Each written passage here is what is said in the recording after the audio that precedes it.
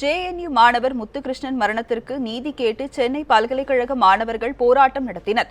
சென்னை பல்கலைக்கழக வளாகத்தில் நடந்த போராட்டத்தில் முத்துகிருஷ்ணன், ரோஹித் வெமுலா உள்ளிட்டோரின் மரணங்கள் மூலம் இந்தியாவில் சமதர்மம் கேள்விக்குறியாகிவிட்டதாக வேதனை தெரிவித்தனர். அனைத்து மாணவர்களுக்கும் சமமான வாய்ப்புகளை பல்கலைக்கழகங்கள் உருவாக்கவில்லை எனவும் மாணவர்கள் கண்டனம் தெரிவித்தனர்.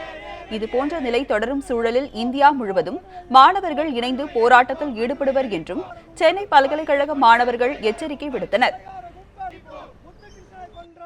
புராண காலத்திலும் சரி, இந்த மோடியின் டிஜிட்டல் இந்தியா காலத்திலும் சரி, கல்வின்றது எல்லாருக்கும் பொதுவானதாக இல்லை. அன்னைக்கு ஏகலையனோட கட்டை விரலை கேட்ட மனுநீதி இன்னைக்கு நஜீப் உயிரை கேட்குது, ரோஹித்தினுடைய உயிரை கேட்குது, முத்துகிருஷ்ணன் உயிரை கேட்குது. இதை நாங்கள் வன்மையாக கண்டிக்கிறோம். இந்த நிலை தொடரக்கூடாது. நாடு முழுக்க அனைத்து கல்வி நிறுவனங்களையும் RSS AVVP கும்பலை தடை செய்யணும். அது முற்றிலும் மாணவர் விரோத போக்கு கடைபிடிக்குது.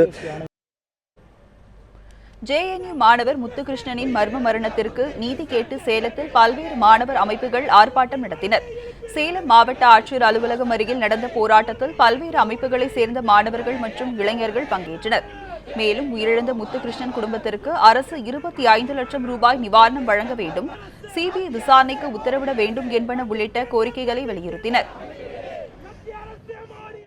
முத்துகிருஷ்ணன் குடும்பத்திற்கு 25 லட்சம் ரூபாய் இழப்பீடு வழங்க வேண்டும்.